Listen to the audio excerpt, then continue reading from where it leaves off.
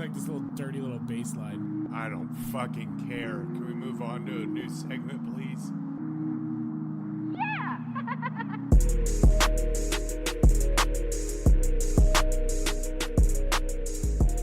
Welcome to Just Two Fans, a sports show about sports, Obviously.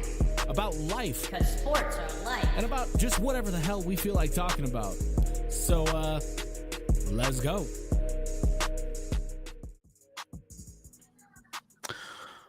What is up, everybody? I'm Eli Johnson. That's my co-host, Chris Burkhardt, over there. He said hi. And then down below me, you see the man behind the glass, our super producer, Cameron. Say hi, Cameron. Hi, Cameron. This is the Just Two Fans podcast, and we're here to give you our dulcet tones and our bad, mediocre, good, sometimes good takes about college football, and mostly college football and a little bit of Formula One racing. No. Just a tish. Although not much longer. Yeah. Box. Not much longer. How you guys doing? Well, so for those who are tuning in, other host of the show, we won't even say his name right now. No, it's Jamie. He is in Jamaica on a much deserved vacation.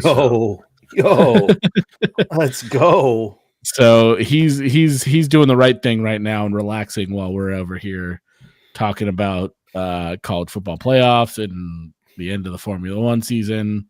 So yeah, how you guys doing? Chris, it's been a while. You've been busy? What's the scuttlebutt on the sports world outside of college football? I don't know. Do I look tired? Because it's been an exhausting month of November was a gauntlet, man. I had cross country championships, volleyball championships, football championships, soccer championships. I was in Bend for most of the month because that's where some of our sites were. I was traveling over mountains and all across town. And then, of course, you had the Blazer season on top of that, where I've got to watch this Blazer team lose by 40 plus points 3 times through 25 games, which is pretty incredible. So, yeah, it's been an absolute journey. And on top of it all, I'm trying to watch duck football. I mean, heck, I was at Summit High School in Bend for a football championship game, sitting on the sideline, opening up my phone, watching Oregon versus Washington. You mentioned that you were watching that on your phone. That's what doing social media. And I'm like, missed that touchdown, but I didn't miss Dylan Gabriel's touchdown, so it all worked out. That's fine. About. Yeah, that'll work out for you. Hey, so when you're at the cross country championships, did you happen to photograph my nephew?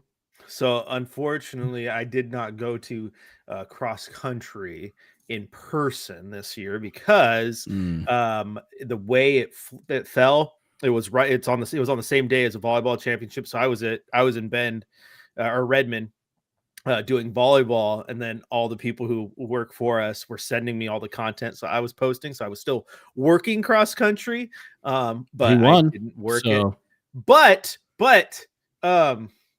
But I do have access to a certain server where I might be able to see if there's some photos of him in there. You got to remind me of his school and number, and I'll get it for you. Okay, yeah. I mean, he won this year, so it should be pretty easy to find him. Okay, yeah. He won this year. There's 6 divisions, Eli, and that means there was 6 males and 6 females who won. Okay, I need to know name, school. Where are we at here? I'll give you all that later. It'll be fun. You don't even know. That's what it is. No, it's Cook County. Okay. That's all I need to know. I don't know his bib number, but I got you though. I got you. Adam. You told me Cook County. That's all I need to know. He wants to go to Oregon. So, well, go Ducks. Go Ducks. I know. It's his dream school. I mean, am I supposed to be on the lookout for him at track then? Yeah. Okay. For sure. I'll definitely be at track, so I'll be on the lookout for him there. That's where he's going to get the scouting, Heck yeah, I'll put in a good word. Yeah, go find some Oregon coaches and be like, "Hey, I hear that Adam guy. Adam guy. He's really good. Get over at Cook County's pretty quick, huh? Look at that. Oh man, look at him. And he's young too. He's like really young for his age. Like he probably should have like stayed in school another year, like because he's like the young, like I think he's like less than 2 weeks before the cutoff date to be in the next grade. And so he's like genuinely very young. So it's like, he's got a lot of potential. So just throw that in there for some coaches. All right. Will do. I'm on it. Yeah. All right. Well, we're happy to have you here, Chris. It's exciting. It's always an exciting time when you get to join us for. Well, thank some you. I get college football excited when I do playoff get to talk. join. So Good. But first, we cannot start off a show without what used to be Podium now is just turned into Trackside with Cameron. So tell us about what's happening. Nothing. It's over. Season's done. Last race. Lando pulled out the win, and he did exactly what he needed to do because the Constructors' Championship was still on the line going up to this weekend. Lando won, and Ferrari just came up short. Final score, McLaren 666 points to Ferrari 652 for the season, which is pretty impressive considering they both made some late breaks after the midpoint in the season to really get themselves in the conversation. So huge for McLaren. And Eli nails his preseason bet. Just nails it. I know racing, biatch.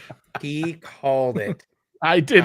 That was the craziest call maybe of all time, but here we are. Yeah. So season's over. We're this past week they've started, or this week, I guess it's only Tuesday. They've started doing postseason testing. Esteban Ocon did not race in his final race for Alpine. Jack Doohan got the seat for that one, which is just fine because the very next day he was top to bottom in Haas gear doing their testing for them. So as these things kind of settle out, we'll see what the next season looks like. We've got a handful of months. I think, racing's back for testing, I think on the 26th of February. So it's a short break when you consider how long the season is and that they have a break in the middle, but I don't know what I'm doing on Sundays now. I think I'll just sleep in. It might be nice. Could be the move. I think it might just be the move. In other news, Sergio today still has a seat, but I think he knows what's going on, and I think he knows whether or not he's actually having a seat next season. It sounds like they had a big meeting yesterday, and that there's definitely some animosity from Yuki.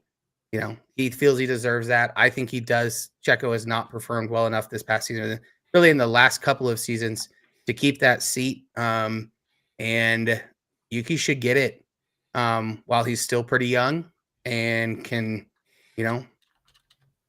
race relatively well. And if he's in a good car, I think he can be doing better. He did okay this season.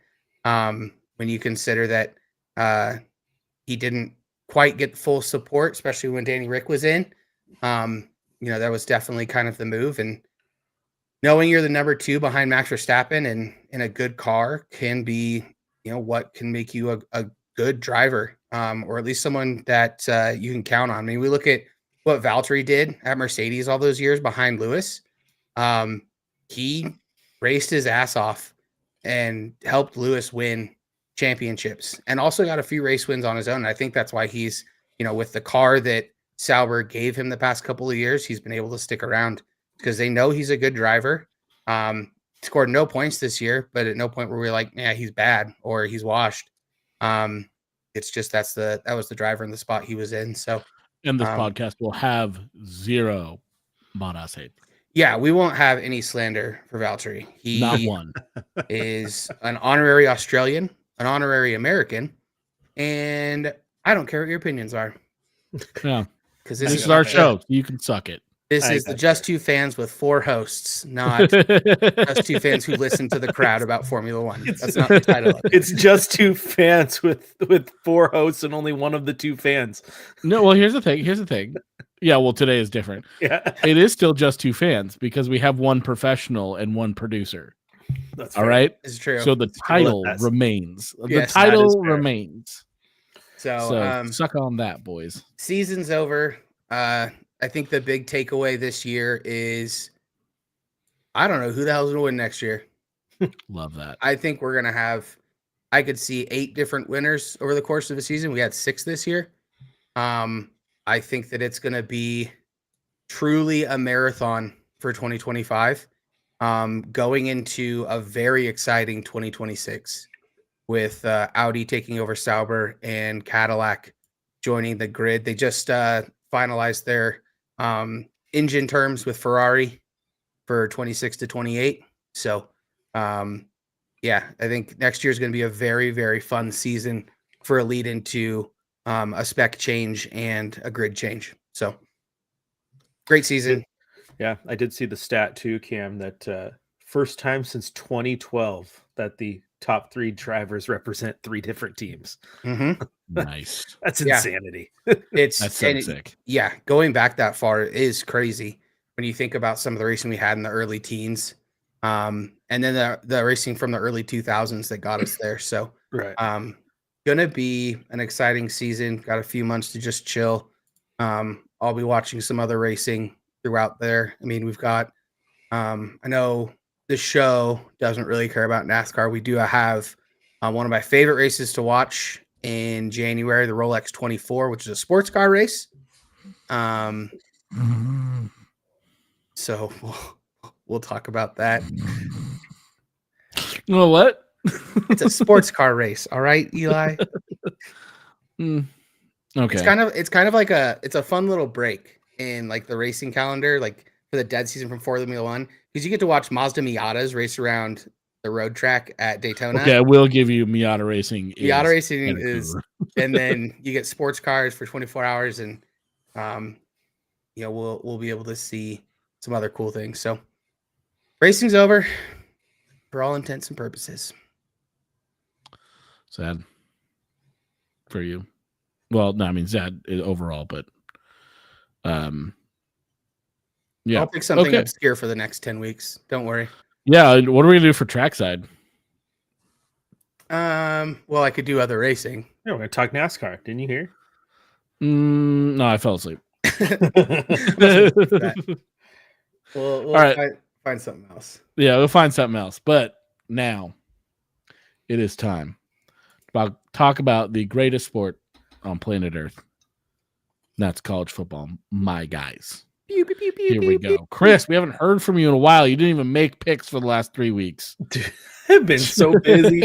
I didn't even. I missed a freaking like week or 2 of our ESPN when you got where money was on the line. That's how This is busy I true. was. This is true. Like, it was not on purpose. It was not intentional. I just boy howdy, it got crazy.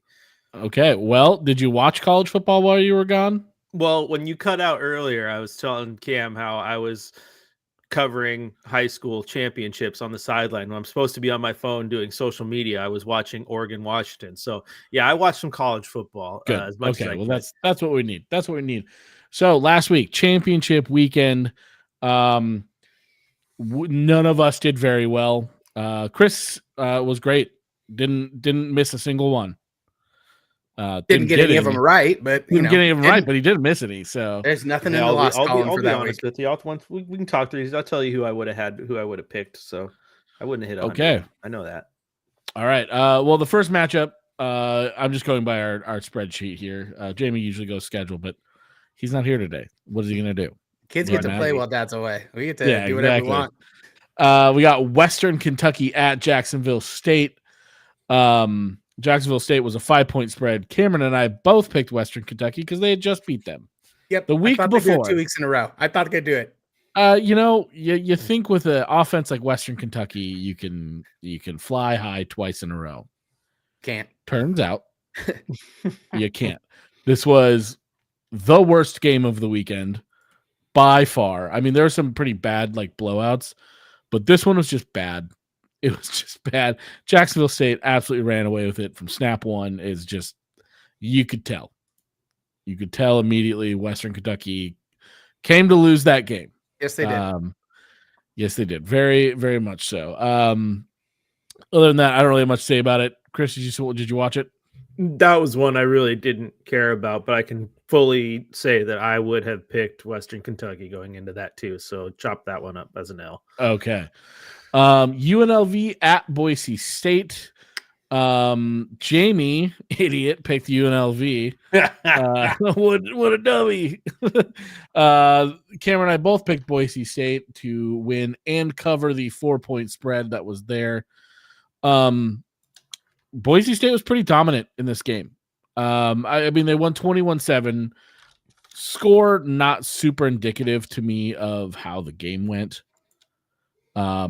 I think Boise State just kind of had this one in hand pretty much from the start. I don't know. They just seemed like the better team that day. I feel like they're ready for the playoff. How do you guys feel? Where you sitting with everything? Yeah, I mean, they definitely looked like more than a 14-point win team. And they just need to finish. If they can do that, then maybe they don't make an exit in their first playoff game. But I think if they don't finish and they kind of play like they did last weekend, they're gone after one. Yeah. That Boise State team, the Boise State team that we'll get to the playoff here fairly soon. There's only 6 more games that we have to talk about to fill time. We're going to be filling time with college football playoff. Don't you worry, Cameron. We'll get there. We'll get there, buddy. Tulane at Army. Let's go, baby. Cameron Let's go, baby. Sticking to his guns. Just saying, we ride with Army. Sticking to his guns. You know, here's the thing, Army. If I'm Army, I'm a little upset. Yeah. I'm a little upset because, you know, they have some claim here. I think that they could make the argument. I think that, you know, that's one of the fan bases that never will and won't be annoying about it. But when you look at this game and the team that they were and how they were just looked past because they're matched up against Tulane, and then their only loss of the season being to Notre Dame and winning their conference championship. I mean, I don't know if this is it's just one of those years. We'll talk about it. Needs to be a 2014 playoff. That's the only way to solve it. I agree. No more, no less. I'll settle for 32. You know, I guess Boise State had a slightly higher strength of schedule. Not a lot, but you know, Army was really dominant in a lot of games. It doesn't help that they got blown the fuck out by Notre Dame, though. True. So we'll talk about that later. Iowa State goes to Arizona State for the Big 12 championship. Arizona State beats the brakes off them. Cam Scattaboo showing off his chops. Absolute beast. They never looked back. They said, fuck it. We're full send. Tell you what, that Dan Lanning coaching tree, baby. Dude, I'm just saying, maybe Dan Lanning's the stepping stone. Maybe. Yeah. Right? He builds good coaches and sends them off to go to destroy people's hopes. I don't know if you saw it today, speaking of Dillingham, but he had a quote come out today. They were talking about transfer portal. And they asked him, how does he feel about it? And he's like, they're like, you got people going into the transfer portal. He's like, they're still on the team. These guys, like, if they want to be on here, if they want to be here, they want to show up and practice and be on this team. Because they were talking about, we've talked to all the guys who are in the transfer portal or who are going to enter their name into the transfer portal. And they were saying, we'll wait till after the CFP. We'll wait. Blah, blah. And I said, no, go put your name in. You're still on this team. But I don't want you losing out on something because it's late. Mm-hmm. You know, so it's like just one of those guys. Again, like this, I think this is why Dan Lanning recruits so well. And this is why I think Dillingham's going to build an incredible team in Arizona State. They really care about these guys. Yeah. It's not only that, Eli, we had this conversation this week on the radio show, but the other thing that Dillingham has talked about has been NIL, right? He's telling guys, hey, if you guys want us to continue to be good, keep investing. He's like, you guys are already helping us out a ton with investment, but the more we're winning now. And he goes, I think his quote was, it's weird. The better you are, the more money it costs to stay good. Right. But it stood out to me because teams like Arizona State shocked people this year. Oregon has done well in the portal and everything they've done. And everyone sits there, especially with Oregon and Dan Lanning right now, and goes, well, yeah, Phil Knight and the money and the NIL. And it's like, yeah, no shit. It's 2024. And that's the game in college football. So guys like Dan Lanning and Kenny Dillingham, both being in their 30s and being young and kind of feeling it out, understanding it, have accepted that that's the landscape right now and are getting out ahead of it, as we're dinosaurs like Dabo, right? And the guys who have been anti-NIL forever are going to be eventually forced to catch up like Dabo is, because he went from, we all remember, once you start paying them, I'm out. Well, he never left. So he's slowly adjusting. But the longer you take to adjust, the quicker all those other teams are out ahead of you. Like Arizona State, it can build something right now that's very sustainable as long as they're out ahead of the NIL money and getting that stuff done. And that's what Oregon has been doing. I have been talking to people who have kids who are being recruited by Oregon, right? And I know this one person who was recruited by both Oregon schools, Oregon State and Oregon, and they came away, their parents were talking to me, said the biggest difference between Oregon and Oregon State, just from the jump, one school has all of their NIL shit together, the other one doesn't. And it's a massive difference. Has not even talking about what they're paying the athletes or anything. It's literally you can talk to them and they have all, no pun intended, their ducks in a row. Yeah, right? They're just logistically set up better. Exactly. And Arizona State's doing the same thing. And it's because their coaches are just accepting that that's college football. And you have to be good recruiting and you have to be good in the NIL markets to have good teams moving forward. And that's why I think Dillingham's great. Yeah, and the crazy part is, like, according to pretty much every report you see, Oregon's not even a top 10 NIL school, right? And so people are saying, oh yeah, Oregon's got unlimited NIL funds, all these slush funds or whatever. Like, Oregon, by all reports, is not even close. I mean, they're probably close, but they're not top 10 in NIL. So, like, there has to be other things going on, right? And like what you said, having things logistically sound, right, and being ahead of that, and being like, here is exactly what it is. Here's how we run this. Also, you'll run through a wall for me. Also, we have the best facilities in the country, or close to. Also, we have great talent already here that, like, we can win championships for the next 5 years if we do things right. Well, yeah, for sure. Like, so it's, all this NIL stuff. It's, I don't know. I mean, well, to your point, Eli, what annoys me is when people think that Dan Lanning can't recruit because he just gets the NIL money, and that's what's buying Oregon their recruits. It's not. I mean, look at the schools that have had NIL funds, and I air quotes NIL funds before it was a thing. Because again, we've always talked about this. You can't sit here and pretend like Georgia and Alabama and all these other schools weren't slipping their players money in some way, shape, or form. Hello, it cost Reggie Bush a Heisman, right? But all those schools were doing it. And again, it was just don't hate the player, hate the game at the moment. But they were coupling ways to make their players well off with guys like Kirby Smart and Nick Saban, who recruited the shit out of all those hotbeds and trusted those guys and then knew their X's and O's. NIL alone is not going to make you a good team. It's going to get you players. It's going to get you popular. No disrespect to our host who's not here, but if you have NIL and you don't have anything else, then you get like a Colorado model, right? You get the flash in the pan, all eyes on you. You get the big guys, but you still need that recruiting and coaching to go with it, right? So what's going to happen here when a Heisman favorite moves on and this quarterback moves on and you haven't invested in the full recruiting of building up the school behind those guys, right? So it takes more than just the money and the flash. You have to have all levels. And again, the teams have always been good, have had all levels. So Dan Lanning, hell of a recruiter. Kenny Dillingham, hell of a recruiter. So it's like you have things that match up, and then NIL just happens to be there and takes it to the next level. Yep. Yeah. So one thing about this game that's caught a lot of headlines is Cam Scadaboo hits a Heisman post 3 times during this game. Do you think he deserves more credit towards the Heisman? Yeah, I do. I mean, I agree. I mean, the argument that Boise State isn't in the playoff without Genty. I think that same logic can be held to Scadaboo and ASU.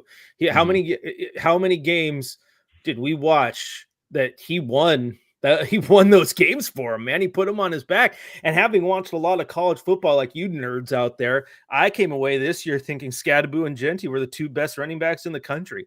And they both ran so similar, that very take the handoff, run very, very slow until you see your hole and then just pound it. Just very methodical, right? No, I'm absolutely with you that he should have been in some contention, or at least got a little more hype, because he's been incredible. Yeah. Like, here's the thing when it comes to those, like, this Heisman finalists, right? I love Dylan Gabriel.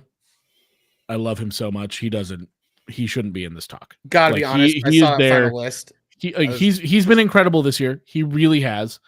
But like, I don't see him as a Heisman finalist guy, right? He's got great numbers and he's doing exactly what Oregon wants him to do, but it's not like this Heisman campaign kind of thing, right? I think he deserves to be there, though. I mean, you couple the numbers he put up with being the quarterback of the only undefeated team in the country. Like, I feel like he has to be there. But I also, like, if I'm voting, he's my third vote, if maybe my fourth. Like, I'm not voting for him. He's down the list, right? Yeah, that's what I'm saying is, like, I love Dylan Gabriel. I think he's a fantastic player. And I hope he takes us to a championship. He's just not the Heisman guy, right, this year. So I, like, personally, I would put Scadaboo above him, right, in this finalist thing. How do you feel about Cam Ward still being there after the losses they took? I'm still kind of for it. Honestly, he's putting up crazy stats, like video game numbers in a lot of ways, even in their losses. And I don't think wins and losses is the only, like, I don't think a loss should necessarily take a quarterback. I think we watched it enough firsthand to know that Miami losing in the final weeks to Syracuse and killing all their hope of making the playoff was the most Mario Cristobal thing to ever happen, not a Cam Ward thing. Yeah, right? Exactly. Did we not all say from week one that Miami's going to stumble somewhere, because somewhere there's going to be a Cristobal loss, losing to a team you shouldn't lose to, and that was it, right? But Cam Ward did everything he should have done. I think this is a little bit similar to Jaden Daniels last year, right? Yeah. Like, he's not getting the same flash, and the team's not having the same success that Oregon and Washington were, but there he was, and then he won it. So no, I have no problem with him being in that conversation. Yeah, did you guys see ESPN's graphic that they posted yesterday when it was announced the finalists? They added an extra number to Cam Ward's and gave him 42,000 passing yards on the season. Yeah, I agree. Jamie put it in the chat. His ballot would go Hunter, Genty, Scadaboo, Ward, Gabriel, and I'm on board with that. Uh-oh. All right, the Miami of Ohio game. My vote's Genty, man, and I don't think it's debatable. I get this whole Hunter plays both sides and he's really good. Can we put some absolute respect on Owen Mirichic's name? Okay. We had to deal firsthand with the Stanford guy scoring touchdowns as a fullback and then lighting you up as a linebacker, okay? And he wasn't even playing soft-ass cornerback where you don't even have to make a lot of big hits. You just have to run left and right, north and south. He was making hits in the trenches on both ends. Put some respect on his name.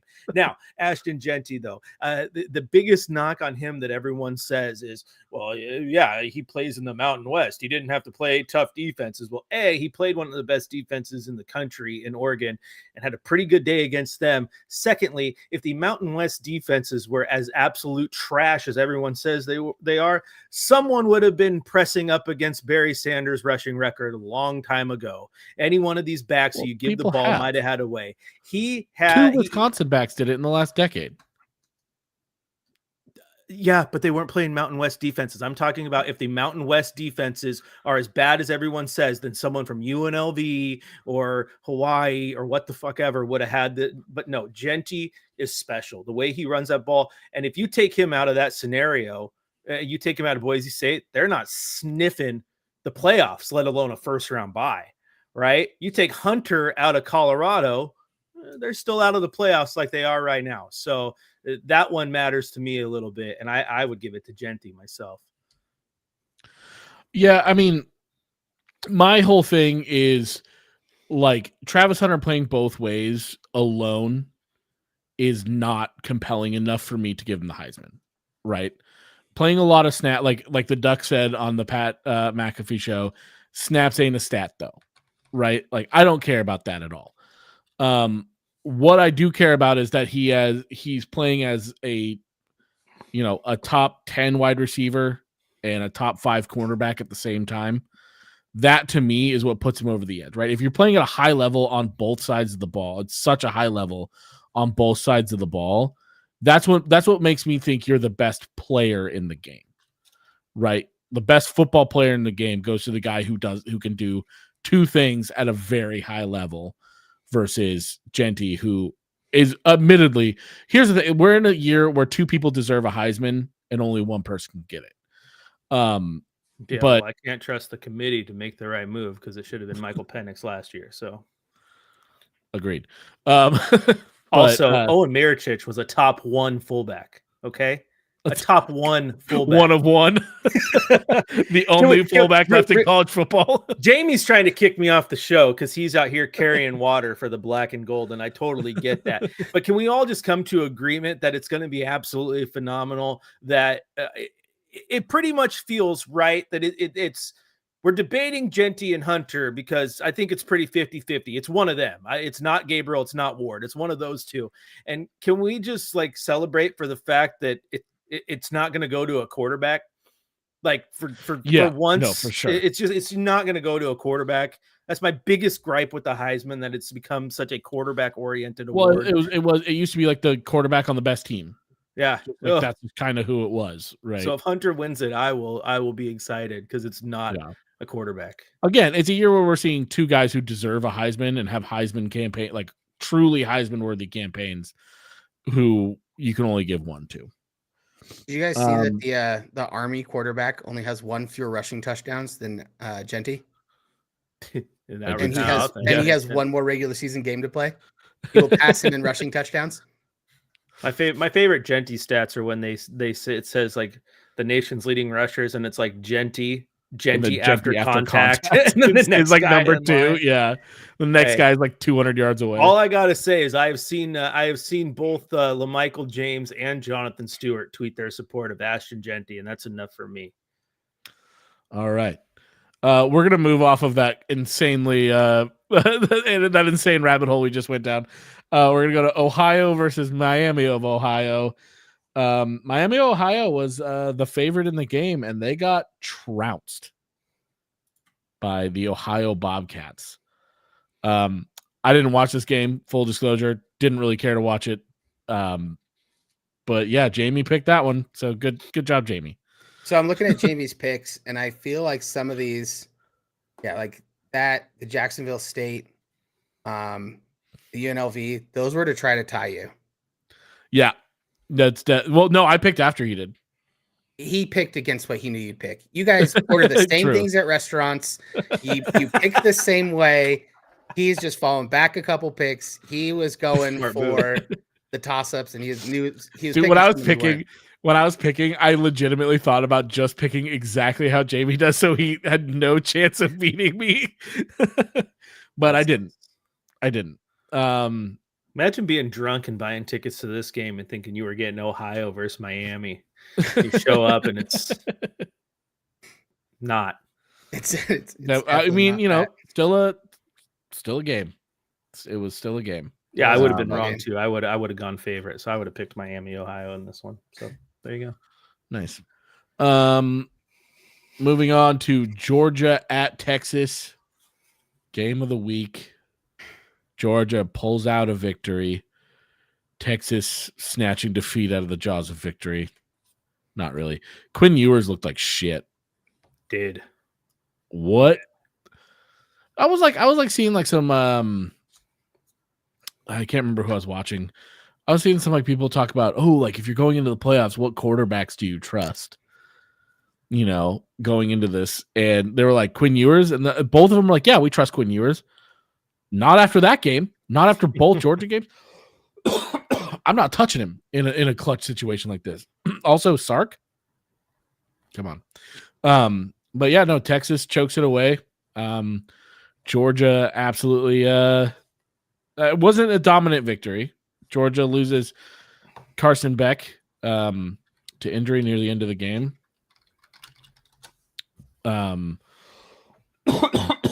Sorry, I got a bit of a cough. I've been trying to kick here. Yeah, Georgia pulls out this victory over Texas, and it was, it was a fine game. It was a very SEC game in my mind. How do you guys feel about it? I didn't watch it. Really? I was at the tailgate before our game. Oh, you know what? Fair. That's fair. You know, I my whole thing is like, well, Carson Beck went out. If he's out, they should have been left out of the playoff, right? Yeah, right. Right. That's the precedent that's been They lost their starting quarterback. We don't know how we good, don't know how their backup plays. Don't know how good Stockton's going to be. So yeah, they've already lost a couple of games, and they won their championship, but they lost their quarterback, so got to be out. I don't like this game. This is not a fun game that you want to play. My takeaway from this game, though, Eli, since you were asking, was ETN being able to go was the difference in that game. He made some big plays right when they needed him to. You were able to give him the ball and get your yards that you needed. I mean, he averaged 6 yards per carry in this one, and he was coming in banged up. And then just look at what Texas was doing. Like, you look at that play to win the game in OT, and it's like they bring in Beck because Stockton gets his helmet knocked out. I'm surprised he actually got up. Like he got folded, akin to Zach Robinson in the Holiday Bowl. I was about to say it's very Zach Robinson, right? But you bring Beck back in, and as Beck is walking in, his arm is just dangling. Like, he can barely move that thing. You know it's not going to be a pass. Like, there is a 0% chance that ball is being passed. And they run to the left side. He turns and hands it off, and he's in the end zone untouched. And it's just like crazy. You knew it was going to be a run all the way, and you let him in untouched. What crazy. Are you doing? Dude, like, sometimes, especially because you watch that happen, and like 2 Texas linebackers like stopped and like did like the whole like, we got to make sure it's not a play action. Bro. If I'm one of those guys, I'm crashing. I don't care, man. I'm crashing. Yeah, I wouldn't have been shocked. Like, make him throw that pass. That's for me. Right. Always make him throw that pass. Always. And if it was a play action or even like a bootleg type situation, you can't tell me that Beck isn't just folding if he's about to take a hit, because that shoulder might have exploded. Yeah, if he took a hard hit on that. So they played. There's a safe run, the smart play to call in that situation. You have no other way to go. You just go to a strong run to left side, let your linemen do what they need to do. But the fact that Texas just bungled that defensive call was just like, oh my goodness. Yeah, dude, I'm setting 11 guys. I don't care, man. I'm setting 11 guys. Throw it over the top. If you throw it to that tight end, that's fine. I'm stopping that run right there. Yep. But what do I know? You know? Nothing. All right, let's move on. Marshall at Louisiana. I picked my boys, the Raging Cajuns, who then proceeded to get flattened. A lot of like kind of dud games for a championship weekend this year. What? 1, 2, 3, 4, 5 absolute blowouts. That sucks. Yeah, that's you know, the Marshall game and the Ohio game, those ending up that way, aren't really that bad. Are you really? It does suck though. Like championship weekend is supposed to be the 2 best teams in your conference. So it's supposed to be basically all good games. I think we got what we wanted with the overtime championship game with Georgia and Texas, and this calendar was like, yeah, that's the one you get, guys. Like, that's it. That's it. The Oregon game was too much to our dismay, also pretty close, but we'll get to that here in a second. Marshall absolutely came in and trounced Louisiana, and again, I don't really have much to say about it. I, for the first time, watched We Are Marshall a couple weeks ago. I have no desire to watch that movie. I had Never seen it. No desire. And, It seems like one of those movies to me where they're going to take what is actually a really good story, right, and make it fluffy and bad, right? Like they're only going to show like this is our fighting spirit, right? Like, which is like not a realistic story over like actual reality. I mean, it showed him lose all of those games. Oh, okay, so maybe. Like it was funny because I was like, I had no context for how that season went, and you're like, oh, like I feel good, and then it's like they lost them all. Like, yeah, well, it's like I was just like it's like I don't know. There's an Angelina Jolie movie, Unbreakable, I think it was called, about like a guy who's like a track and field guy who went to like a Japanese POW camp. I don't know, but yeah. like it's a really good story, truly good story. It was just fluff garbage. The whole movie was fluff garbage, and that's how I feel. Blindside. Yeah. Blindside's just a straight up lie, dude. Right? So fluff garbage. Yeah. That's just they were trying lie. to copy the Remember the Titans Yeah. formula. Again, just basically a lie. I didn't realize how bad, like how inaccurate that movie is. But it's good. Oh yeah, it's a great movie. Still racist. Great movie. But like TC Williams was like already a powerhouse football program, was already integrated before Coach Boone took over. They were beating everyone by like 45 points every single game. Just there wasn't a whole lot of intrigue to that season in actuality, especially since they'd already been integrated and they weren't the only integrated school in their conference districts. Yeah. Anyways, moving on, Clemson at SMU. Clemson pulls out the last second field goal to win the game. What was it like? It was like 53 yards, 56 It was like yards? 56 or 57 yards. Damn, dude, these kids got legs now. But yeah, I mean that was like Jamie said in the chat. At least 3 of the 4 Power 4 games were good. True. That's true. The Power 4 games were good. Man, and this is one that lived up to the hype. I was rooting for SMU because I hate Clemson. I hate Dabo Swinney. But yeah, I mean, it was just a really good game. Clemson came out right at the end and sealed it to earn a spot in the playoffs somehow. They just stick around, those Clemson Tigers. It's like one of those things, like after the Georgia game, I was like, guys, we can't be like too hard on these. Because like that Georgia win at the beginning of the season is such a Georgia win, getting blown out by Georgia. Like, even if Georgia's not that good, one team is going to get blown out by Georgia at the beginning of the season, right? We saw it with Oregon a couple of years back where they got blown out by Georgia and then had an incredible season, right? The Louisville loss isn't great, and South Carolina is the hottest team in the country right now. And they only lost by 3. So Clemson is a good team, right? Largely a good team.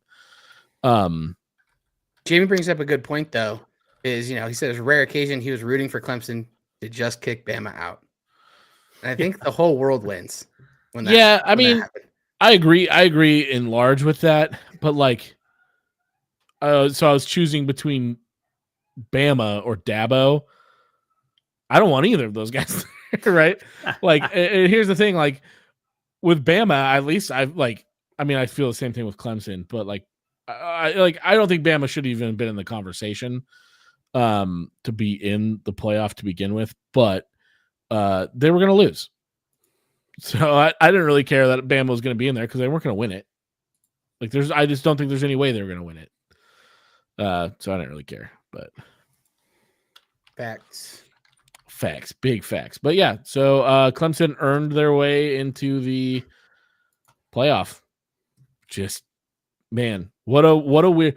Miami is out there absolutely dominating people except for 2 games, and they don't even get there but Clemson does. Right? It's wild. What wild year for the ACC. Yep, wild Clemson year for the does. ACC. SMU stays in because they were ranked just high enough to Miami was a drop. top 5 team like 3 weeks ago. And they didn't even make their conference championship. Right? Like, it's good shit. It's wild. And now they're out and Clemson's in somehow.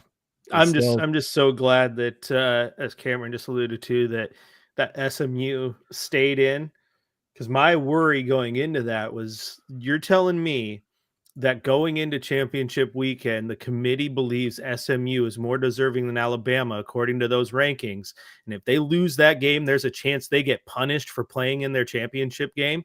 That would have been absolute horseshit to me. Whether you think Alabama is better or not, the fact the committee said going into that, they're 8, Alabama is what, 11, 12, and they're better than Alabama. But if they lose that game, all of a sudden there's a question mark that Alabama might jump them. And if you get punished for playing in that game when you're a deserving team, I think terrible. backsliding a team into the playoffs is a really dangerous precedent that they didn't want to set. Right. I mean, Georgia did it last year, right? Or was it Georgia? Bama did it last year, right? No. Didn't somebody? I don't remember. But like, if you, again, like if everybody's out there going, well, Bama's better. Bama's better. You know what the best teams in the country do? They don't lose to 6-6 teams twice in a season. They don't get blown out by a 6-6 team. Bama never deserved a shot at these playoffs. I don't care if they played one of the hardest schedules in the country. They beat good teams. They lost to bad teams.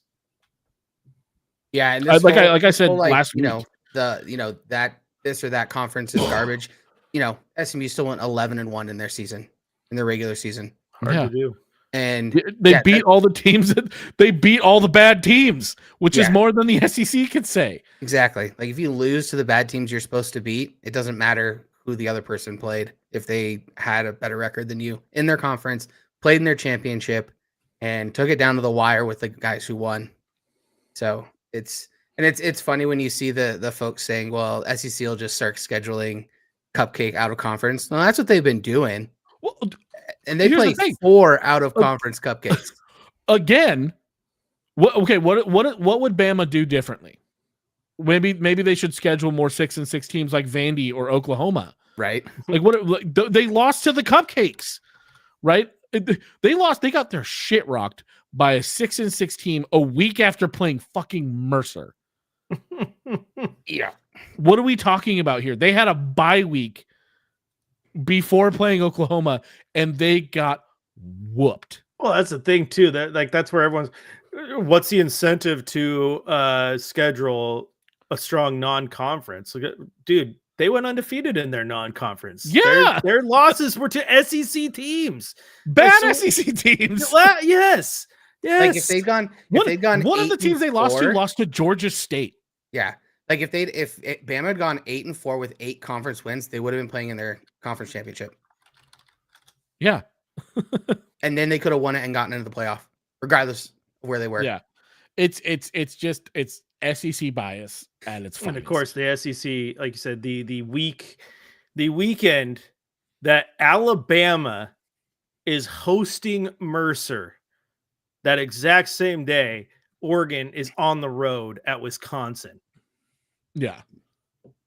The conference that has been the best all year, the Big Ten, who is not shying away from playing big on the road games late in the year because they want to just prove it. It's just like the SEC nonsensical. Yeah. There was no complaining when you were half of the 14 field, but now that you're not 6 of the 12, oh my gosh, you want all these 3 loss teams to get in. And then you got SEC teams poo-poo and Dan Lanning for going on the Bald-Faced Truth with John Canzano and saying, don't lose 3 games. If you lose 3 games, that's your bad. Like, like it's so simple, man. It's so simple. Don't lose 3 games. Yeah, it's this weird, like, bizarro world we live in where they're trying to get into a playoff based on losses. It's so strange. Well, our losses we have better losses. The fuck you do, man. Like, get out of here with that nonsense. See, you schedule one less conference game, which takes 8 losses out of your team schedules. 8 losses right there. Generally, I mean, some people schedule harder teams with that 4th out of conference, but like Mercer, Like, what if Alabama had to play Texas that week? Right? Instead, like, what if the scheduling makes them play Texas that week? Or what if they have to go, play LSU, or I don't remember their schedule this season, but like, what if they have to go and play a decent team that week? Right? Like, what are we looking at here? Like, one of those two teams now has to lose. What if they played? No, they already played. They played Ole Miss, but like, did they play Clemson or did they play LSU this year? I don't remember. But Bama? like Bama. Yeah, they did. Okay. Well, if they again, if they play one of these top teams, right? Did they play Tennessee? No, they didn't. Yep. Play Tennessee. They did. Play Oh, Tennessee. okay. They lost. Their 3 losses were Vandy, Tennessee, and Oklahoma. Okay. Yeah. What my point being is, if they had another conference game where they had to play a Florida, a South Carolina, a whatever, right? One of those teams now has another loss, right? And that significantly takes down strength of schedule for the whole SEC, and that's why they do this whole 8 game bullshit. Yep. Right.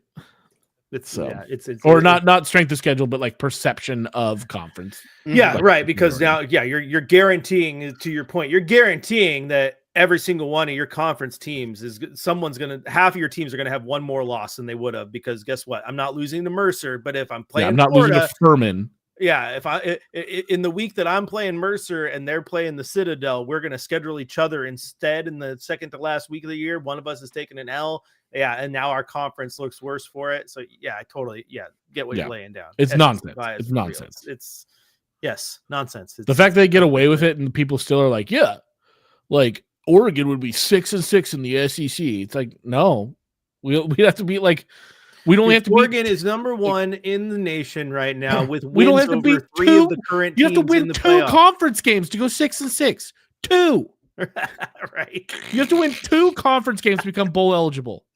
It's kind of funny when you put it that way. Like, what are we doing here? It's insane. It's insane to me that they get away with it. Anyways, but it's just real quick though. I mean, Alabama has 1 win over a current team in the playoff. Oregon has 3 wins over current teams in the playoff. So don't give me this nonsense that Oregon would go to the SEC and be 6-6. The fuck you talking about? Yeah, it's insane. Speaking of Oregon, the Ducks pull out the year 1 Big Ten championship, go undefeated, 13-0 for the first time in school history. What are your takes on this game against Penn State?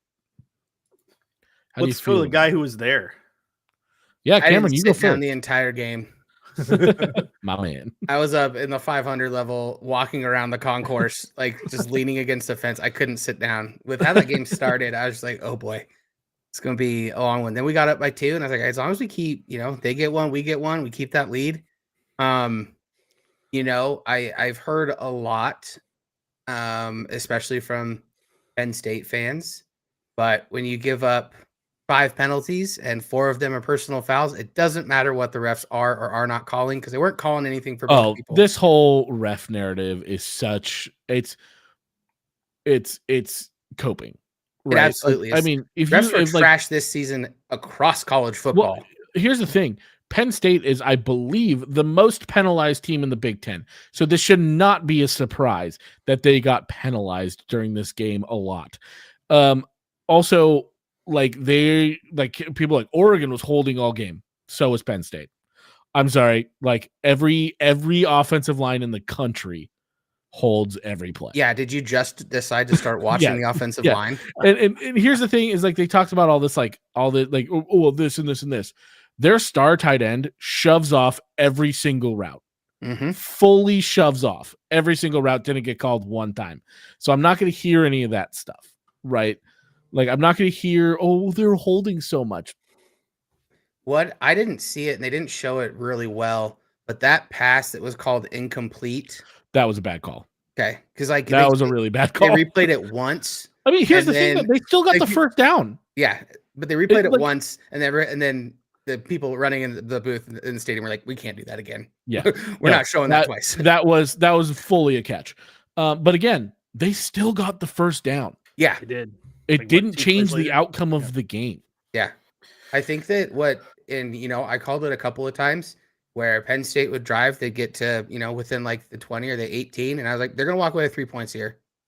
Yeah. Or we're going to get something's going to happen. Like this, they're not scoring here. They lose steam and they're so inconsistent once they're getting into the red zone that they could score from outside of it.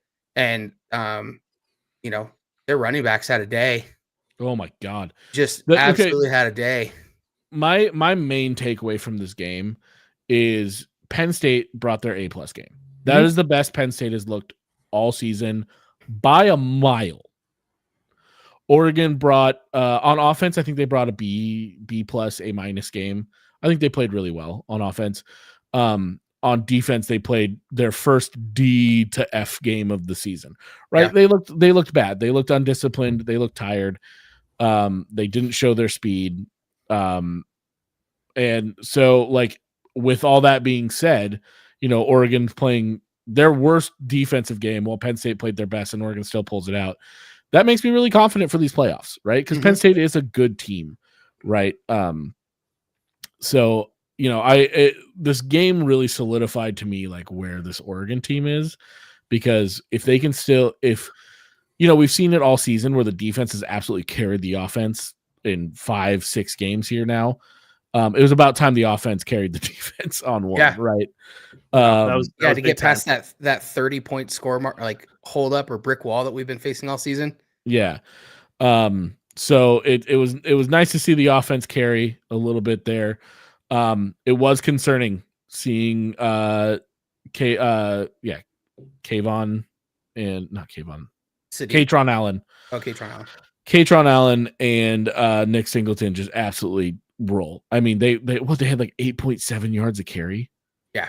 Although at the end of the game, it really made me more confident because I was like, once they put this ball up in the air, like it's Drew Aller, like that dude's gonna make a mistake. Lo and behold, he does to Nico Reed, which also to all the Penn State fans out there was not pass interference.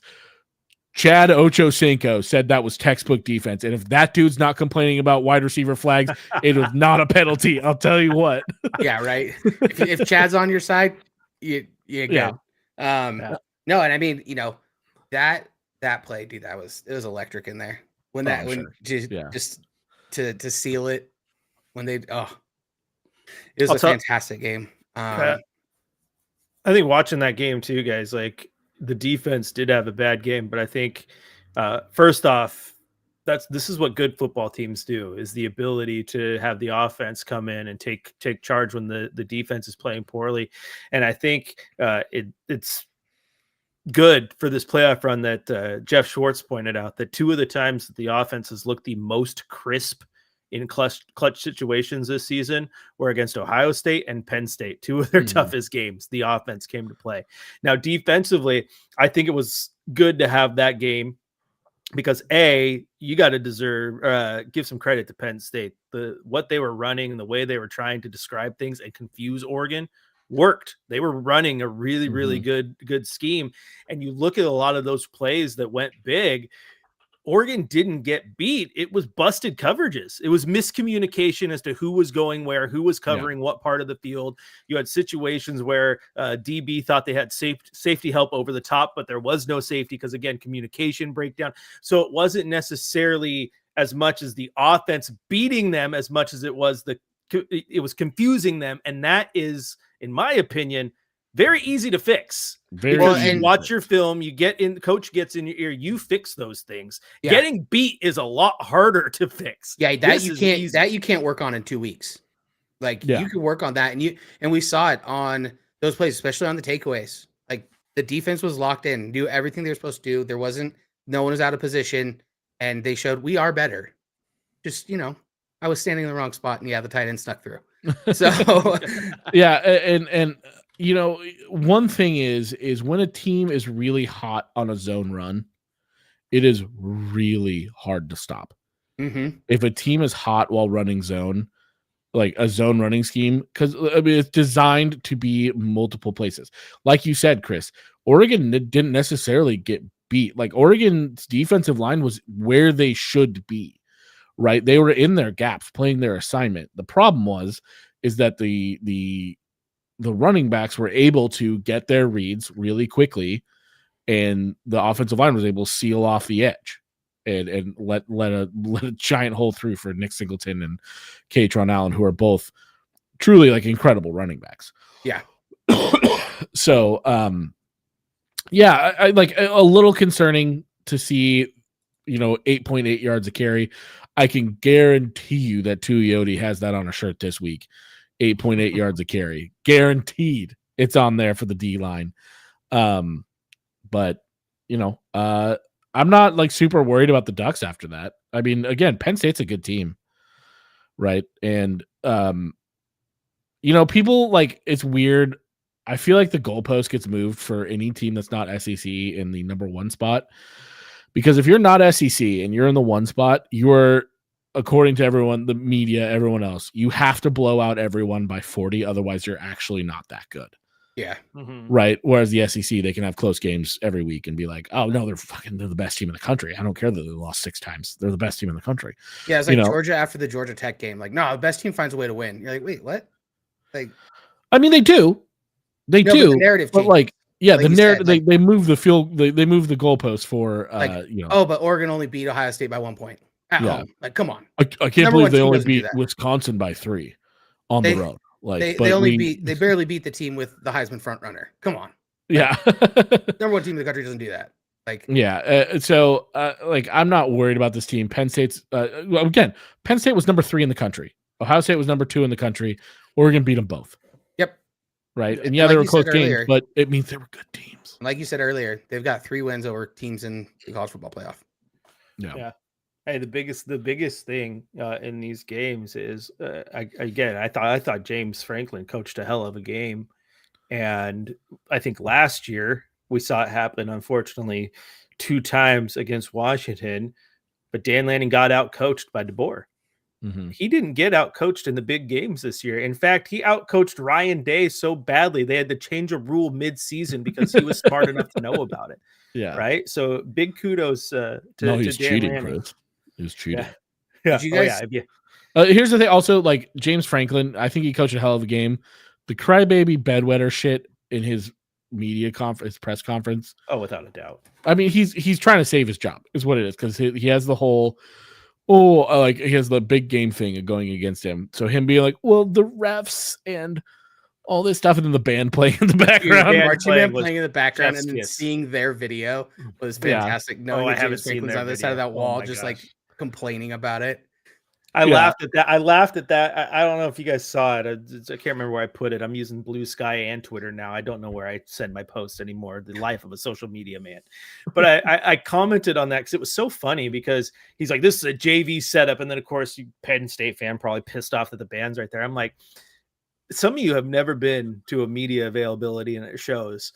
So like the visiting media room at Washington when I was covering the Ducks and had to go down there was literally in a supply closet. It was like a 10 by 10 supply closet. No bullshit. The visiting team, you go to Civil War at Autzen, it was the tent out on the concourse outside the stadium. The visiting team media at the Civil War was in the hallway in Gill Coliseum. Like I have been to these just terrible. A tent. They put up a tent in the tunnel at USC, and by where all the trailers are loading, and that's where post game availability is. So like you're sitting there trying to ask questions while simultaneously huffing trailer exhaust. And you're like, yeah. So the game was, and it's just like so. Yeah, every single availability is a JV setup. I promise you that. Yeah. I did like I was like so- 13 feet off the ground too. Yeah. So Jamie in the chat goes, there's a theme here. Bielema, Day, and Franklin were all crying after the Oregon games. Go watch the Big Ten championship from the Big Ten YouTube channel. Go watch it and tell me that they're not pissed that Oregon won. Oh, The yeah. Big Ten. It is like a swan song for Penn State, that whole Mhm. thing. It is like the first top comment was this made by a Penn State fan? Like, because you would genuinely think it is.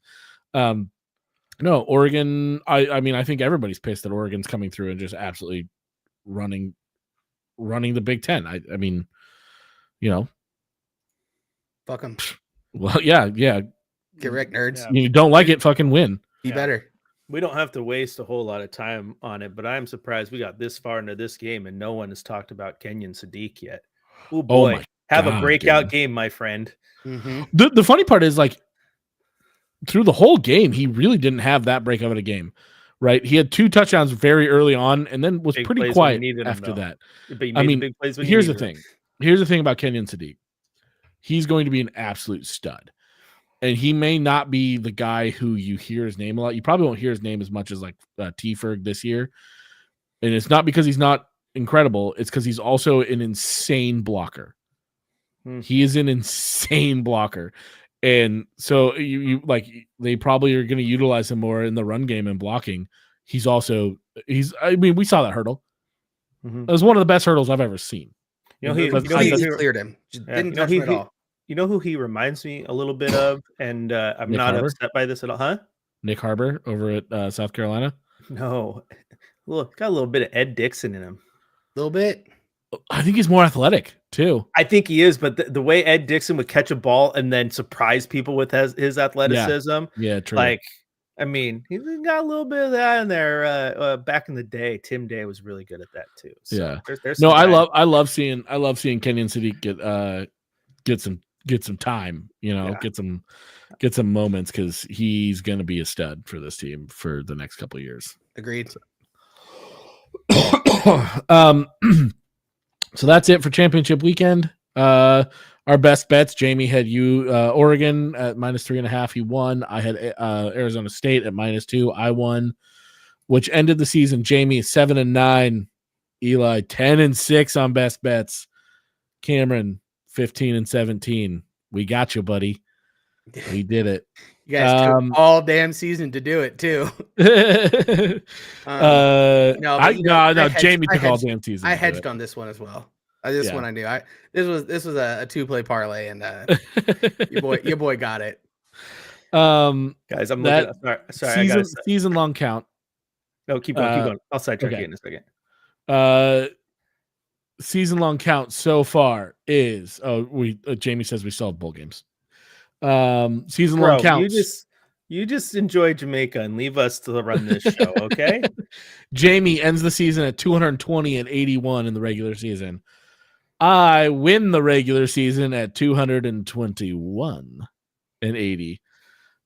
Cam comes in last at 219-82. Very small spread between the three of us. Go us, and very wide margin of money line picks. So I think we did a really good job this year.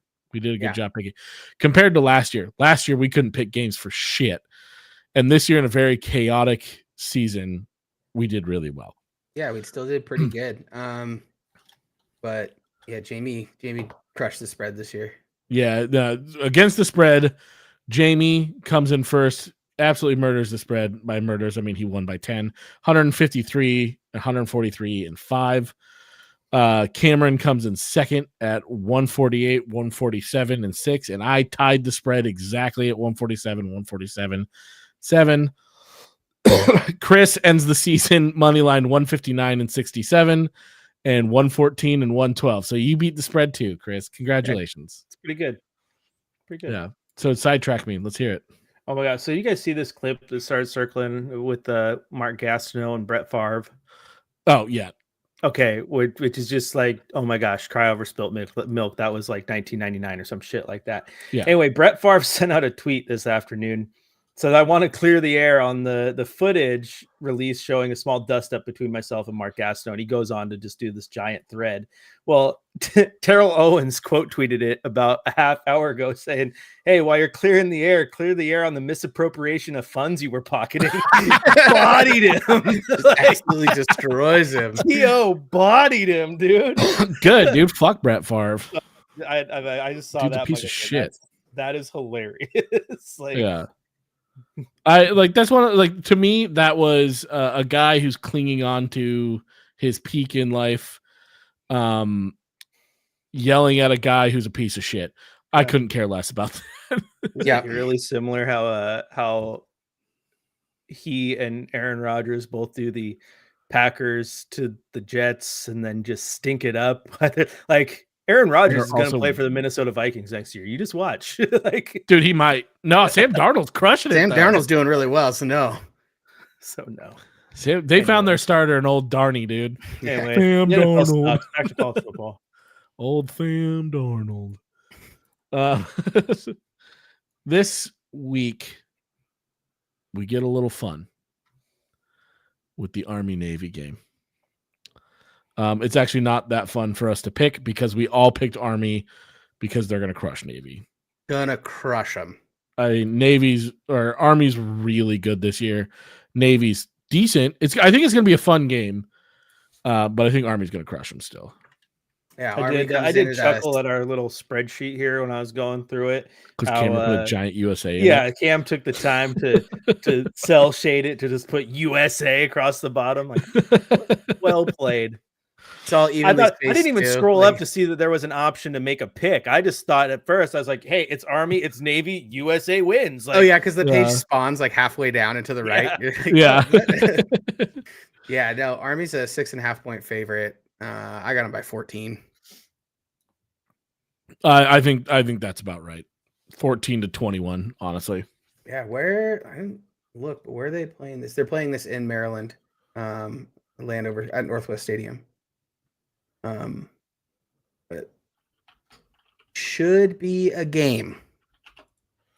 Yeah, I didn't make my picks for the bowl games. We're gonna do a couple bowl game picks here. We're not gonna do all of them. There's a lot. Yeah.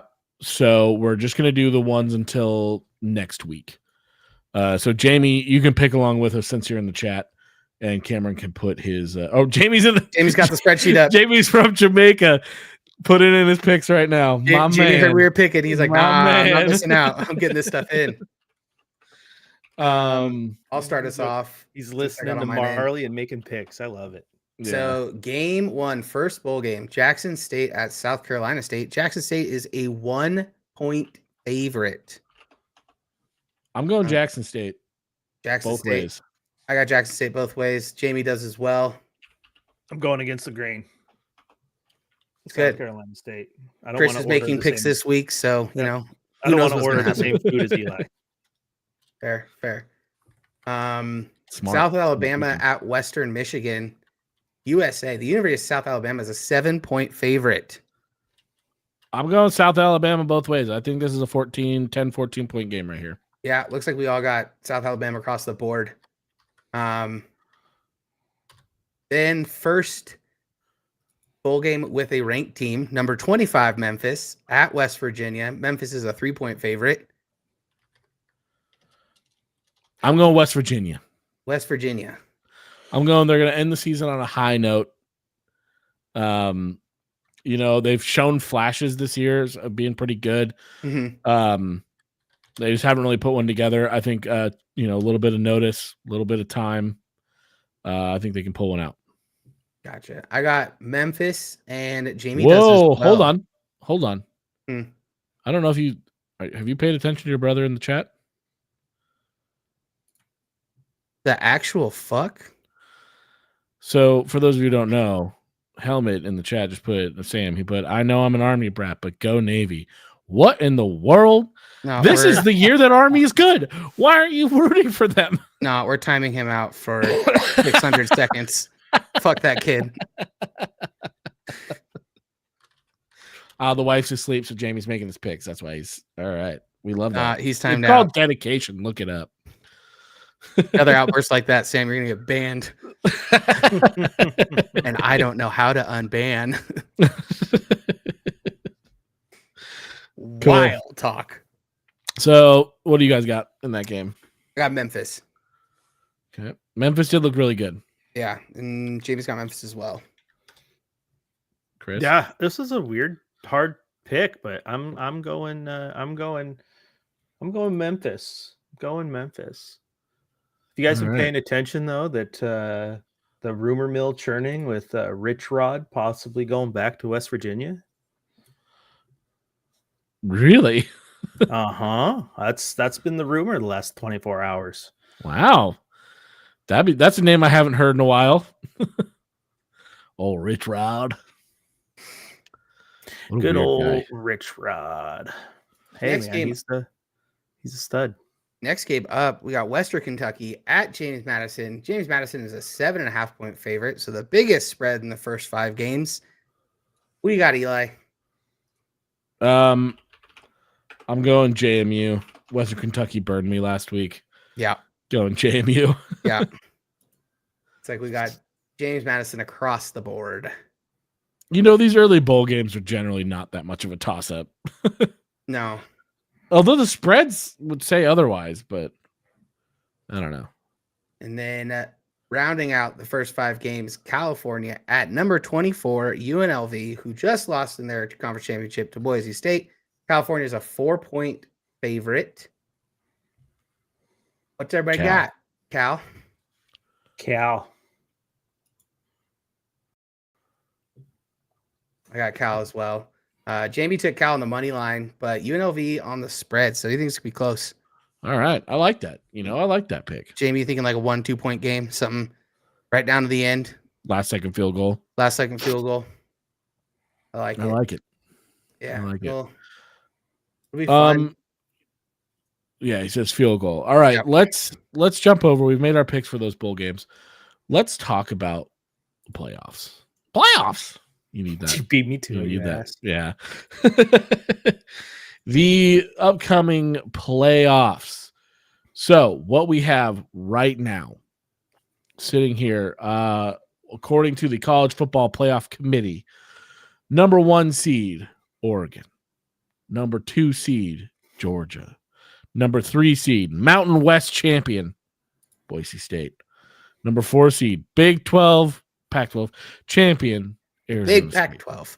Here's the thing. I'm just saying the Pac-12 died and still produced 2 conference champions. So, Yeah, Pac-12 may have died, but we were reborn in other places, and we're pissed Yeah. off doing it.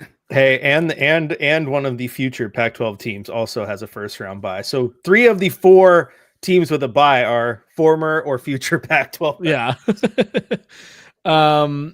After that, we've got at the 5 seed, we've got Texas playing Clemson at the 12 seed. We've got Ohio State at the 8 playing Tennessee, number 9. At number 6, we got Penn State playing number 11, SMU.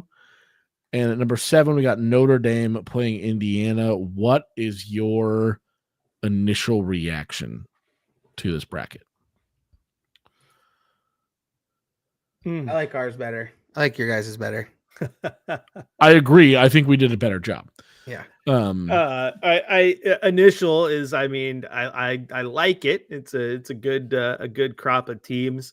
I do think you need to figure out the seeding process just a little bit better. I mean, as much as we've fluffed them up here, I mean, Arizona State and even Boise State for that matter, like I don't think they're better than Ohio State, Tennessee, Texas, Penn State, Notre Dame, maybe even Indiana, and they're sitting there with first round buys.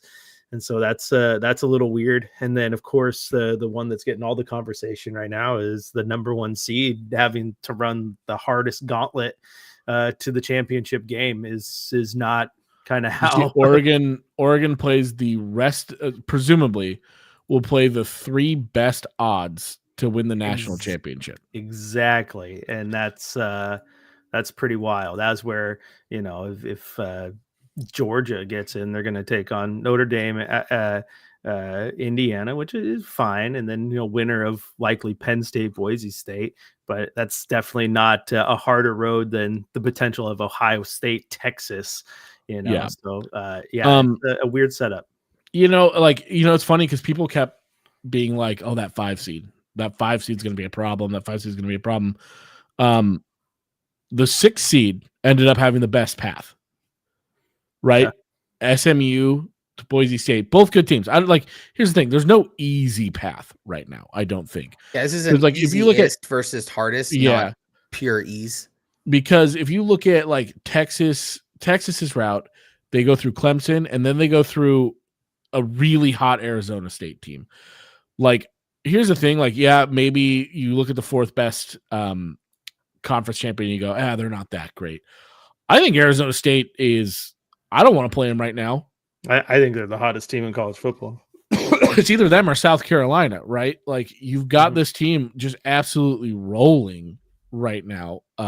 Like they put up those kind of numbers against a good Iowa State defense, right? Like I don't want to play Arizona State right now. So like the Texas route, that 5 seed route, it's not hard. It's not the hardest, but it's definitely not the easiest. I think it's that Penn State route. Yeah. As an Oregon fan, I'm a little like, man, that sucks, right?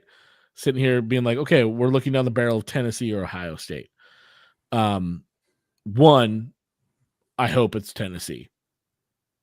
I don't honestly. Here's the thing, I don't care if you're the best team in the country. You got to beat the best teams, right?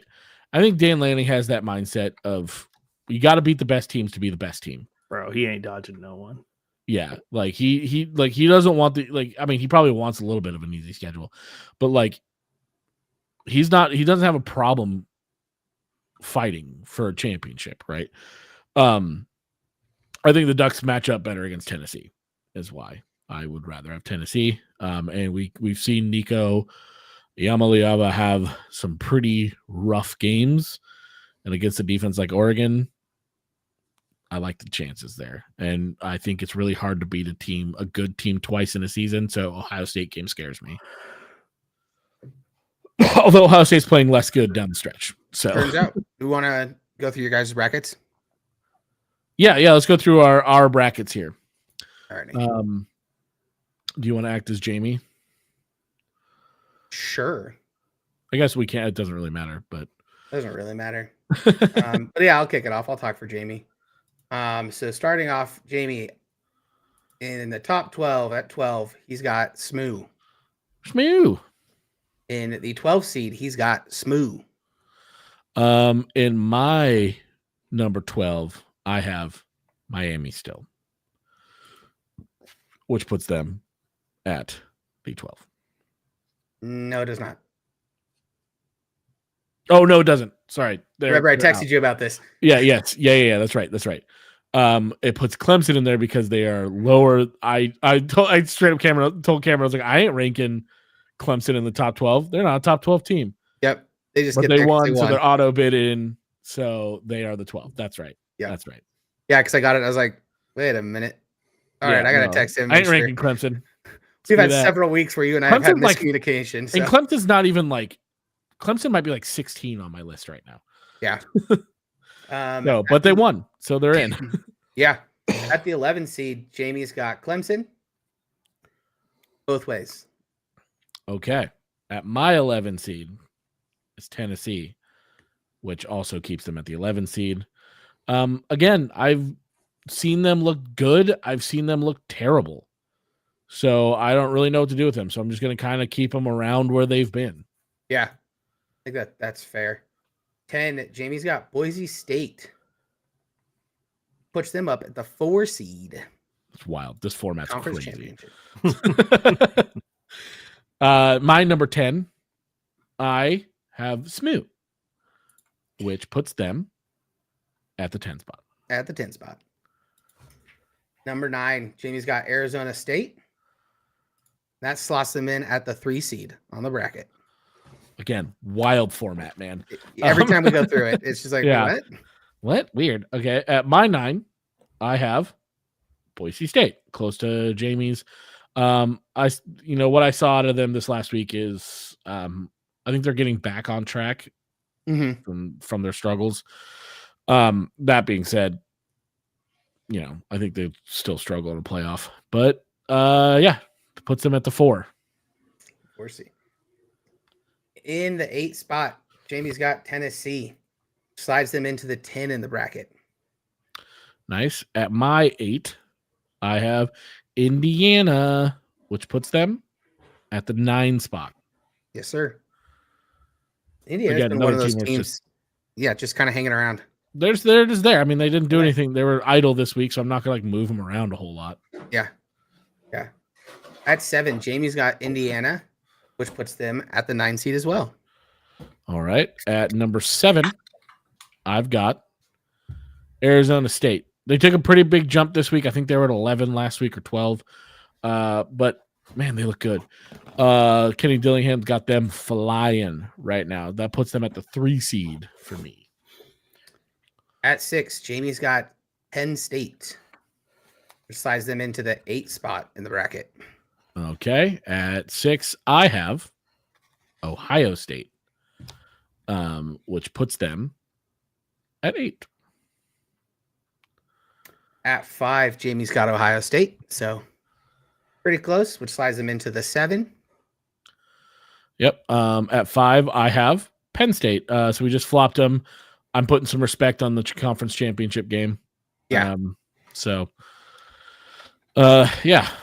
Puts them at the 7 spot. At 4, Jamie's got Notre Dame. And at there, remember they were stagnant. They don't play in a conference, which I think they'll probably want to fix with this new format if it stays this way. At least to try and get in somewhere. We'll slide them in at the 6th spot on the bracket. Yep. At number 4, I have Texas. Honestly, like I almost slid them further just with how the quarterback play looked against Georgia's defense, but you can't. I mean, Georgia's a good team. But so that puts Texas at the 6. Yep. At number 3, Jamie's got Texas there. Puts them at the 5. Nice. At number 3, I have Notre Dame. Puts them at the 5 seed. And then 2, Georgia, which puts them at the 2. I believe that's what you got. And then And number 1. Ducks on top. Let's talk about these games here. My bracket looks not much better than it did last week. Yeah. I have Notre Dame hosting Clemson. I think that would be a lot of fun. Ohio State hosting Indiana. We've already seen it. Texas hosting Tennessee could be fun, but it's just an SEC game. Yeah. Penn State hosting SMU. I don't really care about that game, to be completely honest. Like, I don't really, it's like whatever. I don't love my bracket here. Yeah, so Sam. Sorry. with I just saw Jamie's comment. No, yes. So Helmet, with this, you've got your top 12 teams.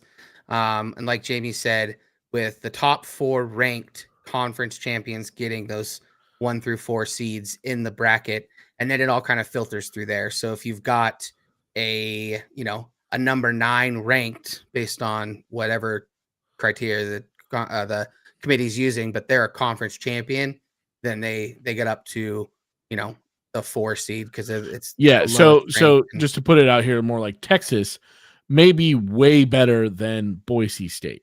Yeah. Right. So we have them ranked 4 versus 9. Yep. However, Boise State wins their championship game, which puts them as a higher ranked conference champion, which puts them into the bye weeks. Yeah. So it's a weird format. Yeah, it's a weird format. I mean, especially with this year, right? With the top 4 seeds, the buys, 2 of them going to Arizona State and Boise State, and whatever you want to say about, what those teams are doing or how hard their conferences are, that kind of spurs it. But a big conversation now is we're seeing, do the conference champions just get guaranteed a spot and not necessarily a bye, or are we still valuing winning your conference and that gets you the bye? That's going to be something that, that conversation kind of started in, week 10 when these rankings started coming out. And now it's much more real because these conferences did not shake out the way the SEC wanted them to, and neither did the rankings. Well, again, like you see all these Alabama fans complaining about not making the playoff, yada, yada, yada. Like, but SMU, well, their strength of schedule is terrible. And whatever. But like, it would set such a bad precedent if you took SMU out of a playoff bid because they played the extra game that they earned. Yeah. It would be a horrifying precedent. Yeah, because I thought they did a bad precedent last year with leaving Florida State out. But they can't do it again, man. They can't do more precedents that are bad. Like, exactly. So, you can't get punished for being the number 1 or number 2 team at the end of the regular season and then playing for a championship. I mean, you can get punished a little bit. Like if Oregon had lost, they would be the 5 seed. Yeah, but you can't get Sure. you can't get dropped, right? Like that's why SMU, didn't get dropped. And that's why Clemson, being the champion of the ACC, gets pulled up from like the 16th spot or ranked. And that's why, to the for 12th. example, Clemson's in there, but Miami's ranked 12th on my board. Yeah. Because Clemson won their championship, so they're in. But Miami's a better team to you.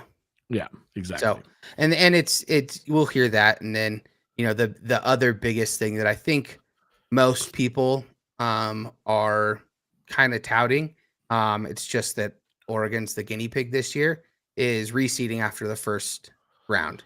Yeah. I mean, a lot of people are like up in arms about like Oregon being like, oh yeah, you're undefeated, you beat 3 top 12 teams over the course of your season, and your reward is playing Ohio State or Tennessee. Right. Yeah. Which again, like we've talked about, and Dan Lanning has said, like, it was like, I don't care who we play. We have to, in order to win a national championship, you have to be able to beat anyone. So, but it does suck, right? When you look at the bracket and you see some other teams who are less deserving get like an easier route, but I don't know. But they still gotta. I mean, it can be. But like if great, and if you get through quarterfinals, you get to semis, you're gonna play one of the best teams in the country.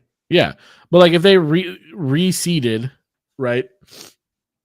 Let's say all the favorites win, but they reseed, then Oregon all of a sudden is playing, what is that, Notre Dame?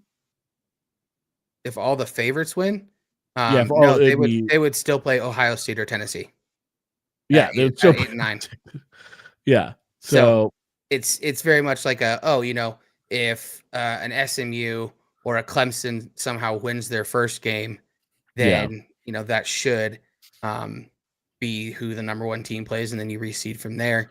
I mean, Jamie, you're right. It is an obvious solution.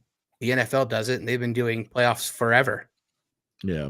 So, it's just it's one of those things. I think it starts a fun conversation, but like you said, and you gotta beat everybody that they put in front of you if you're the best team and you want to win it all. Yeah. You gotta be able to beat everyone. Gotta be able to beat everyone. Just sucks you have to do 3 games in a row, Does suck you gotta do 3 games in a row, I guess. Or 3. Yeah, I mean, you gotta, just win. Just win. Just win, baby. Just win. Win in advance, baby. Win and advance. Survive in advance. We're gonna win in advance. We're not surviving anymore. We're winning. There's exclamation. I mean, here's the thing. The beauty of the playoff anymore, though, is like style points don't matter. Nope. You can win every game 3-0 and still win a championship. Exactly. And I think that's one thing that this did for us. When we look back at like the BCS era, you're like, dude, I've been hearing so much people being like, I want the BCS back. I want the BCS back. I don't. No, we're not going back to that abusive relationship. We're stronger. All right. We never, ever do I want that back. There is a BCS ranking that had Oregon at like 9. Yeah. Undefeated. We're not going back to that. We're not going back to that. No. We all complain about the computers except for the top 2 teams.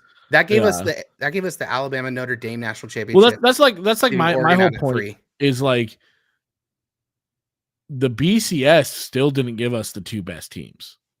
No, you can't tell me that the field goal championship between Alabama and LSU was better than. I mean, it might be better for in like a 12-team format like this. On like, okay, who really should be number 12, right? It might do it, but I think in our group chat, I found the BCS rankings. Right, there's people who still do BCS rankings. I found them, and they're really not different. Mm-mm. They're really not different. Vaguely different, but like very like it wouldn't have been significant in any direction. So I don't know. I mean, the committee has its flaws for sure, but yeah, if you're complaining about this and you want to go back to BCS, just remember that the SEC only plays 8 conference games, and you don't really want that to happen in our playoff bracket. All Day Jones, if we were to claim a national title right now, it'd be more legitimate than Washington's claim title. From your lips to God's ears, my man. I'm just saying, Jones, we got voted number 1 by both polls, so we have more of a national championship than they do at this point. Look at us. Go Ducks. So So take that. take that. Yeah, so that's our playoffs. That's the Ducks going forward. What's your early prediction for the playoff right now? Who wins it all? We'll pick these games later. Just give me a little taste. Who wins it all? Do you make me say it out loud? Yeah. No, we're not gonna say it out loud. I'm not saying it out loud. Ohio State. Here's the thing. I've heard the argument like it would be better for college football. And I'll put this out to you guys. Would it be better for college football if Oregon won or a team like Notre Dame or Tennessee won? Here's the problem in that question. I don't care about what's better for college football. No. Okay, that's an irrelevant thing for right now. Right? This isn't who we want because we clearly want that. But like, would it be better for college football to have the playoffs, have the winner of the playoffs be the 9 seed or the 1? Now, obviously, I want the 1 seed to win because we're absolutely biased Oregon fans. Mm-hmm. But is it better for the long term of the playoff for it to be an 8 seed or a 9 seed? Chris, you're muted. No, that's because I was doing stuff and I forgot to unmute. My bad. So you didn't hear the clickety clack of my keyboard the whole time. But no, it wouldn't be. It wouldn't be better for college football. I mean, this isn't the NBA where we're over here like, oh, it'd be better if the Lakers and the Knicks got all the free agents and the big markets and that fake narrative that has nothing to do with anything whatsoever. So no, it wouldn't be. I mean, it's a cool story. I mean, I'm not going to lie. Like when I fire up college football 25, like I'm playing with Florida right now. Why? Because they haven't won a national championship in forever. And I want to prove that the world that we can do it without Tim Tebow and Urban Meyer. Okay. Like it's just, it's fun. And I think it'd be fun to watch Tennessee do it. I think it'd be fun to watch Notre Dame do it. Like college football nerds like us would just eat that up. But no, it doesn't make college football benefit because college football is going to be absolutely fine. I mean, it's going to be like the winner. You ask who's going to win. Fans are going to win, dude. You get freaking 4 rounds here of college football madness going on. We get home playoff games. Seriously, I mean, home playoff games, guys. Clemson's going to Texas. Tennessee's playing in the horseshoe. Yeah. SMU's going to Happy Valley, and Indiana's playing. Well, that one's which is beautiful. Here's the thing, because the SEC would never schedule a game at Ohio State in December. You know it sucks. You know what sucks about that game is it's supposed to be dreary and wet for that game, which really lends to Tennessee's play style and not Ohio State's, as we saw at Michigan. Yep. But here's the thing is like, yeah, we can like bitch about like the SEC and whatever and like the playoff committee, but these games are amazing, right? Like Texas Clemson at Texas, that's going to be sick. That's great. That's going to be sick. Ohio State hosting Tennessee. Amazing. As Jamie says, pure cinema. Penn State at SMU, not as like super exciting. But like it's still cool.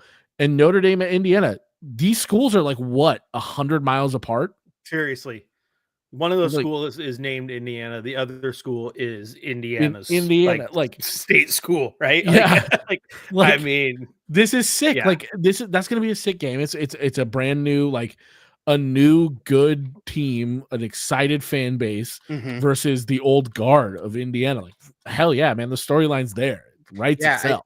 I think that the miss, and I'm looking at it now, is SMU at Penn State should have been the 6 p.m. game. Give Penn State a whiteout for their. Oh, that would be sick. but I know why they did it because the games are all on the same day and they're trying to move it around. And Well, that and the Tennessee Ohio State game that needs to be a night game. That has yeah, to be. well, yeah, but Right? that's on a different network. Oh, it That's is on different there. ABC. Oh yeah, okay, true. TNT has the SMU Penn State game. Weird. So All Day Jones says that's gonna be some cold ass playoff games. Are you talking about like those are cold? That's cold ass playoff games. Like Macklemore cold or like physically chili? cold. Yeah, so that's the college football playoff. We'll pick bowl games next week when Jamie is back. We'll pick the rest of the bowl games. I am gonna do a pick 'em for the channel, so I'll get that group created Sweet. tonight and put it on socials. So if you're in the Sweet. chat, you want to join up with us and try to be the 5th position on the Just Two Fans podcast, but not a fan, we'll figure that out. Yeah. Just Chris. real quick. Oh. Real quick. Hold on. Just real quick. While you were doing that, I was doing some big fatty Just Two Fans research. That's what this show is known for. Yeah, I want you to look back at researchers. that SMU matchup you were talking about. You got to go back to the 2015 season. Was that? Hold on. I gotta verify. Was this game even? Was it neutral? I'm trying to check. I don't think it was neutral site. But you got to go back to the 24-14 season when SMU was the top 10 team. Baylor came to town. So you got to go back a decade before SMU had a matchup like Penn State. Wild. Just for those fans, that's pretty wild. Anyway. Yeah. Chris, you want to do our buzzer beater this week? Since it's your week back? You may not get to do one for another month. Sure. Okay, listener. Thanks for being here. We love you. Viewer, thank you for also being here. We love you as well. Cameron, thanks for making us look good. Thanks for putting together our little playoff brackets and such. Zeta June, thank you for letting us use your music for your outro. Appreciate that. Chris, appreciate you taking time out of that busy old schedule to come talk sports a little old us. I'm just glad you guys keep having me around. Well, according to Jamie, you're on thin ice, so watch out. So, Chris, with that being said, hit us with your buzzer beater. I said me no worry about a thing because it's Jamie Friedlander's birthday. Happy birthday, Jamie. You're the man. Deuces. Happy birthday, J-Bone.